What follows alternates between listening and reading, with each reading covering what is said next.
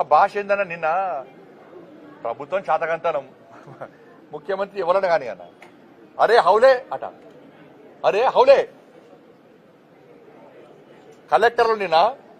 Collector కానీ one అయ్య కానీ కలెక్టర్ కానీ వన్ అయ్య కానీ అట పోలీసోడు ఇది కేటీఆర్ కొడుకు వాడే భాష ఇది కేసీఆర్ కొడుకు వాడే భాష కలెక్టర్ కానీ వన్ అయ్య కానీ అట ఇది అన్ని భాష ఇది తెలంగాణ భాషనా ఇది తెలంగాణ యాసనా ఇది ఇంత అహంకారం ఎందుకు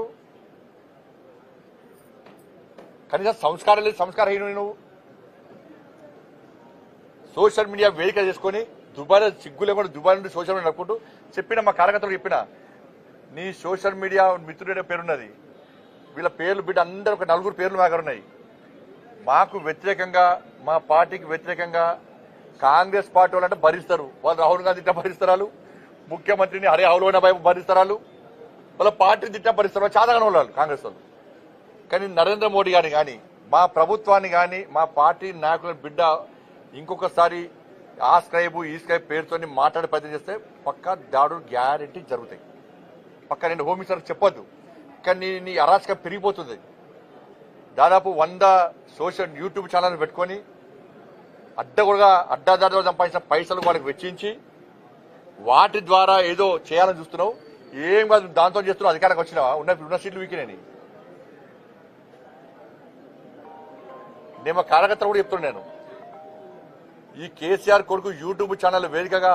ఇబ్బంది తప్పుడు వ్యాఖ్యలు చేస్తున్నాడు తప్పుడు ప్రచారం చేస్తున్నాడు ఎక్కడికక్కడ అడ్డుకోని దొరికిన అడ్డుకోని చలో కేసులు అయితే కేసులు అని అరే మోడీ గారి మీద వ్యాఖ్యలు చేస్తారు హోమ్ మినిస్టర్ చెప్పొద్దు నేను కానీ నువ్వు నీ హద్దు మీరిపోతున్నావు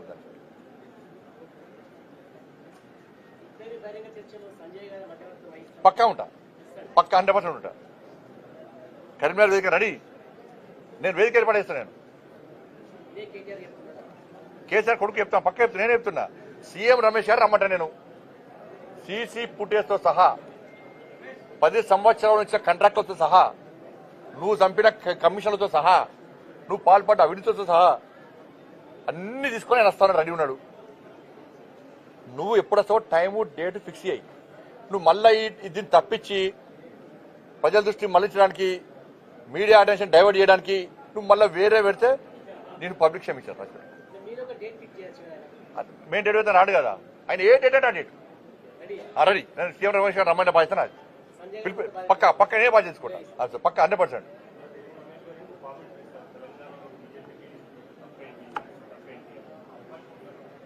అన్న భారతీయ జనతా పార్టీ ఇప్పుడు మొడదానికి గిదే మీరు చేసిరన్న మొడదానికి ఏం చేశారు బీఆర్ఎస్ బీజేపీ ఒకటి కుంభం వచ్చారు బీఆర్ఎస్ బీజేపీ ఒకటి కుంభం ఇవాళ వాస్తవం బయటపడ్డది లేదా ఇది మేము మొత్తుకొని కాదనంటే వదికు మీడియా చెప్పబడుతుంది ఊళ్ళలో ప్రచారం చేస్తుంది మా కుంభములు చేయాలి ఇంకా దరిద్ర పాడుతో మేము పెట్టుకుంటామంటే కూడా వినపోతుంది మీరు ఇలా వాస్తవాలు బయటపడ్డాయా లేదా ఇప్పుడు మళ్ళీ మన కొత్త దుకాణం పడుతుంది మళ్ళీ టీడీ పని పడుతుంది మళ్ళీ మేము తెలంగాణ రాష్ట్రంలో మేము అహంకారంతో చెప్తలేము తెలంగాణ రాష్ట్రంలో భారతీయ జనతా పార్టీ స్వతగా పోటీ చేస్తుంది నరేంద్ర మోడీ గారి చరిష్మా నరేంద్ర మోడీ గారు తెలంగాణ రాష్ట్రంలో అమలు చేస్తున్న సంక్షేమ పథకాలు అభివృద్ధి ఇవాళ బీఆర్ఎస్ పార్టీకి వ్యతిరేకంగా ఏ విధంగా నిర్ణయించుకున్నారో అతి తక్కువ సమయంలో కాంగ్రెస్ పార్టీ ప్రజా వ్యతిరేకత చూరకున్నది కాబట్టి ప్రజల లోపల చర్చ జరుగుతున్నది ఆల్రెడీ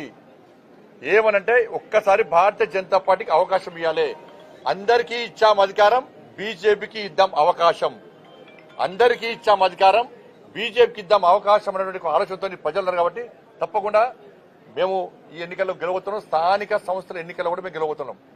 స్థానిక సంస్థల ఎన్నికలు ఎందుకు గెలవబోతున్నాం అంటే నాకు క్లారిటీ చెప్పురాను మీరు రాష్ట్ర ప్రభుత్వము ఈ ఎన్నికలు ఎందుకు నిర్వహిస్తున్నది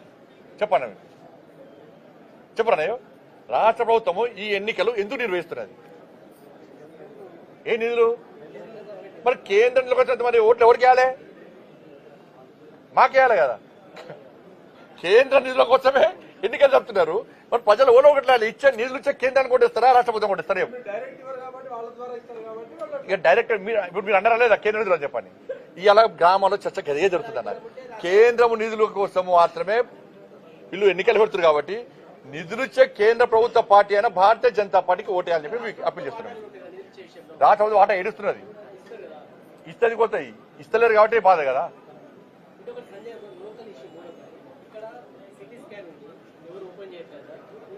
ఇప్పుడు అందుకే అయిపోయినాం మేము. ఇప్పుడు అందుకే ఏం చెప్పినామంటే వాళ్ళు ఏమంటారు, స్టాఫ్ లేరు సార్ అంటున్నారు, టెక్నీషియన్స్ ఎక్స్పర్ట్స్ లేరు సార్, మేము ఉన్న వాటిలో మేము కష్టపడి పనిచేస్తున్నాం, ఇక్కడ టెక్నీషియన్స్ లేకపోవడం ఇబ్బంది వస్తుంది. అందుకే చెప్పినాను దీన్ని మెయింటెనెన్స్ ఎవరు, రాష్ట్ర ప్రభుత్వం చేయాలి. అందుకే వారు మొత్తం పూర్తిగా డీటెయిల్ రిపోర్ట్ ఇవ్వమని చెప్పినా తప్పకుండా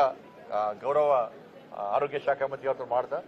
కేంద్ర ప్రభుత్వం నుంచి ఏం చేయడానికైనా మేము సిద్ధం.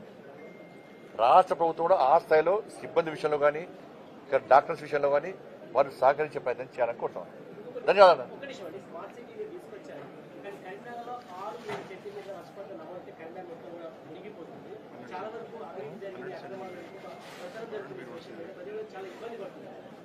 అవి ఆర్ఎన్బి రోడ్డు ప్లస్ భారీ